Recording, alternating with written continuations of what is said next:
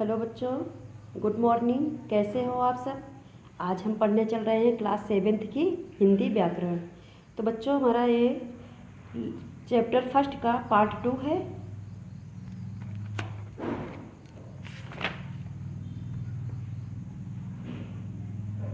आज हम पढ़ेंगे व्याकरण के बारे में।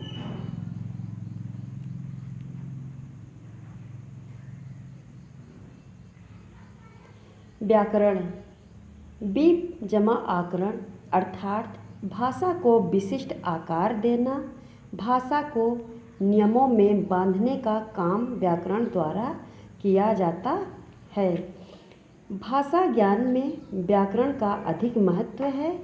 भाषा की एकरूपता तथा शुद्धता बनी रहे, इसके लिए व्याकरण के नियमों की जानकारी होना आवश्यक है। संक्षेप में बच्चों, व्याकरण का जो है अर्थ जानेंगे, परिभाषा जानेंगे। व्याकरण भाषा के शुद्ध रूप का ज्ञान कराता है, अर्थात भाषा को शुद्ध रूप में बोलना, पढ़ना और लिखना सिखाता है। तो बच्चों, ये तो संक्षेप में व्याकरण की परिभाषा हो गई। अब हम आपको आसान शब्दों में समझाएंगे कि व्याकरण की परिभाषा क्या है। आप लोग ध्यान से समझिएगा। वह विद्या, विद्या अर्थात कला, वह विद्या जिसके माध्यम से किसी भाषा को शुद्ध रूप में पढ़ते हैं, लिखते हैं, बोलते हैं एवं समझते हैं, उसे व्याकरण कहते हैं। व्याकरण के मुख्य 3 अंग होते हैं। जो व्याकरण के कितने अंग होते हैं? तो व्याकरण के 3 अंग होते हैं। कौन कौन से होते हैं? वर्ण विचार, शब्द विचार, वाक्य विचार। ये देखिए यहाँ पे दिया है। व्याकरण के 3 अंग हैं, वर्ण विचार, शब्द विचार, वाक्य विचार। अब हम पढ़ेंगे वर्ण विचार के बारे में। इसमें वर्णों के आकार, वर्गीकरण, उच्चारण तथा उनके लिखने की विधि आदि पर विचार किया जाता है। तो बच्चों, वर्ण विचार क्या है, वर्ण क्या है, उसके बारे में हम जानेंगे। वर्ण किसे कहते हैं?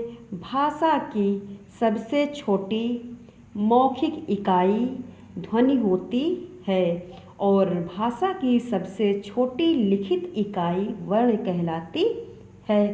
तो इसमें वर्णों के बारे में, वर्णमाला के बारे में उच्चारण किया जाता है, विचार किया जाता है। और सेकंड पॉइंट है शब्द विचार। इसमें शब्दों के रूप, भेद, महत्व, उत्पत्ति, व्युत्पत्ति, बनावट आदि पर विचार किया जाता है। थर्ड पॉइंट है वाक्य विचार। इसमें वाक्यों के स्वरूप, भेद, उपभेद एवं उनके संबंध, रूपांतरण, शुद्धता, अशुद्धता, विराम चिन्ह आदि पर विचार किया जाता है।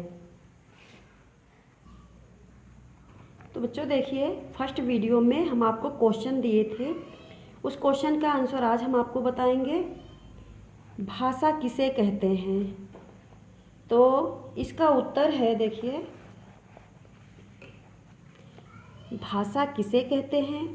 उत्तर है मन के भावों या विचारों के आदान प्रदान करने के साधन को भाषा कहते हैं। और नेक्स्ट क्वेश्चन है बोली किसे कहते हैं? हिंदी की 4 बोलियों के नाम बताइए। इस क्वेश्चन का उत्तर है भाषा के क्षेत्रीय रूप को बोली कहा जाता है। बोली का क्षेत्र सीमित होता है। यह स्थानीय लोगों द्वारा मौखिक रूप से विचारों के आदान प्रदान करने में प्रयोग की जाती है। और हिंदी भाषा की 4 बोलियों के नाम निम्न हैं, जैसे भोजपुरी, ब्रजभाषा, अवधी भाषा, हरियाणवी आदि। भाषा के रूपों के नाम बताइए। भाषा के अनेक रूप होते हैं। देखिए बच्चों, इसमें 5 है, 1 2 3 4 5 6 है। तो भाषा के अनेक रूप होते हैं। कौन कौन से? मातृभाषा, राष्ट्रभाषा, राज्यभाषा, मानक भाषा, बोली और उपभाषा। नेक्स्ट क्वेश्चन है, राज्यभाषा किसे कहते हैं? राजकाज की भाषा को राज्यभाषा कहते हैं। सरकारी कार्यालयों और राजकीय कार्यों में राजभाषा का प्रयोग किया जाता है। तो ये था बच्चों हमारा जो है क्वेश्चन का आंसर। उसके आगे से हम पढ़ेंगे और बुक फिल करेंगे। सेकंड पॉइंट है, सही उत्तर पर सही का चिन्ह लगाइए। का नंबर देखेंगे और फिल करेंगे। हिंदी को भारत की राज्यभाषा कब घोषित किया गया? तो यहाँ पे देखिए बच्चों 3 ऑप्शन हैं और ऑप्शन के सामने बॉक्स बना है। जो ऑप्शन हमारा सही होगा उस ऑप्शन के सामने बॉक्स में हमको टिक कर देना है। तो देखिए 26 सितंबर 1949 और 14 सितंबर 1949 और नेक्स्ट है 14 सितंबर 1950। तो इसमें से हिंदी को भारत की राज्यभाषा घोषित किया गया था 14 सितंबर 1949। तो इसके सामने बच्चों बॉक्स में हम टिक कर देंगे। अब नेक्स्ट है, बालक अपने परिवार से कौन सी भाषा सीखता है? यहाँ भी 3 ऑप्शन हैं। तीनों ऑप्शन में से देखेंगे कौन सा ऑप्शन हमारा सही है। मातृभाषा, राष्ट्रभाषा, मानक भाषा। तो बालक अपने परिवार से मातृभाषा सीखता है, तो इस मातृभाषा के सामने बॉक्स में हम टिक कर देंगे। नेक्स्ट है, भाषा का मूल रूप कौन सा है? लिखित भाषा, सांकेतिक भाषा, मौखिक भाषा। तो इन तीनों ऑप्शन में से बच्चों हमारा सही है लिखित भाषा। इसके सामने हम टिक कर देंगे। नेक्स्ट है, भाषा को शुद्ध रूप में बोलना, लिखना और पढ़ना किससे सीखते हैं?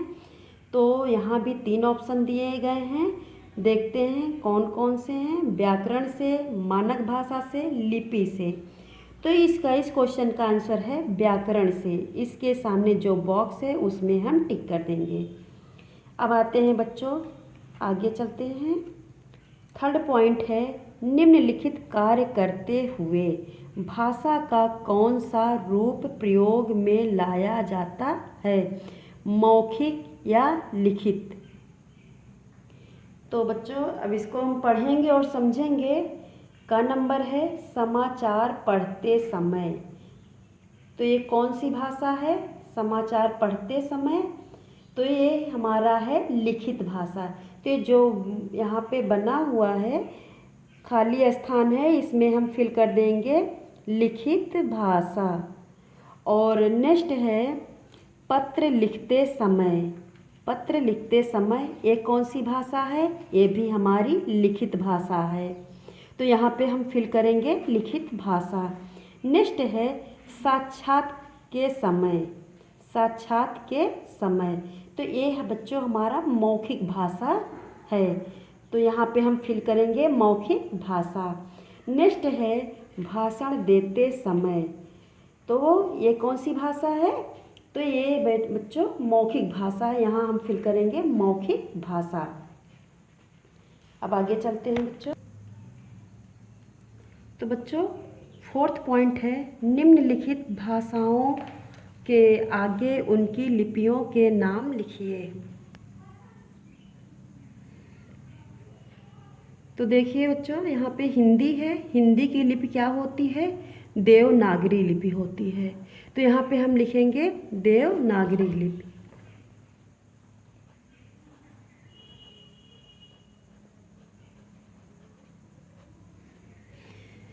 आगे है पंजाबी। पंजाबी लिपि होती, पंजाबी भाषा की लिपि है गुरुमुखी।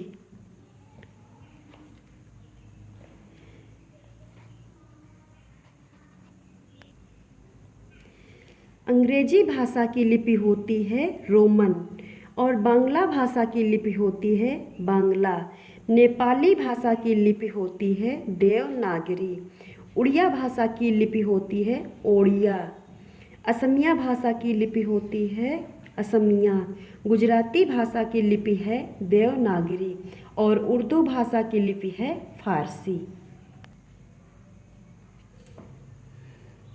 5th पॉइंट है, नीचे लिखे वाक्यों को ध्यानपूर्वक पढ़िए और सही या गलत का चिन्ह लगाइए। तो का नंबर देखेंगे बच्चों, भाषा का पहले लिखित रूप बना फिर मौखिक। तो ये क्वेश्चन हमारा सही है।